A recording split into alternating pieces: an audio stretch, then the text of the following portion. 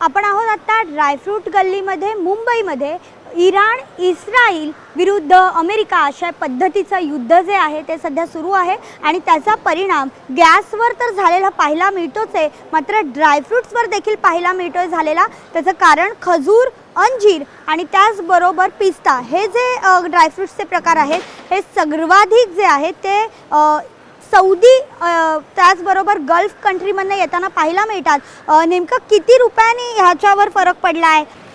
Madam अभी तो फ़िलहाल खजूर का रेट सेम है, अभी कुछ कह नहीं सकते. मार्केट में तो वही रेट वही चालू है. अभी थोड़ा दिन के बाद क्या असर पड़ता मार्केट में कुछ कह नहीं सकते. अभी थोड़ा बहुत अभी पिस्ता का रेट बढ़ा हुआ है, किलो के पीछे 200 रुपये 250 रुपये का बढ़ा हुआ है.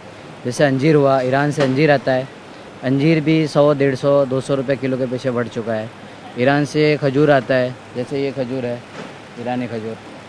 सध्या APMC मार्केटमध्ये माल जो आहे तो आधीच आलेला आहे, त्यामुळे सध्या इथे पुरवठा होतोय. मात्र गेले 5 ते 6 दिवस कंटेनर आलेलेच नसल्यामुळे ज्या पद्धतीने गॅसचा तुटवडा होणार आहे त्याच पद्धतीने ड्रायफ्रूट्स देखील मिळणं कठीण होणार आहे. त्याचबरोबर ते महाग होणार आहेत. त्यामुळे आता ड्रायफ्रूट्स रमदान महिना सुरू आहे, ड्रायफ्रूट्सची मोठ्या प्रमाणात मागणी असते. ही मागणी कशी पुरवणार अशी चिंता सध्या दुकानदारांना लागून राहिलेली पाहायला मिळते. व्हिडिओ जर्नलिस्ट आदित्यसह मी भाग्यश्री प्रधान आचार्य, लोकशाही मराठी, मुंबई. लोकशाही मराठी ऐका, पहा, जागरूक रहा.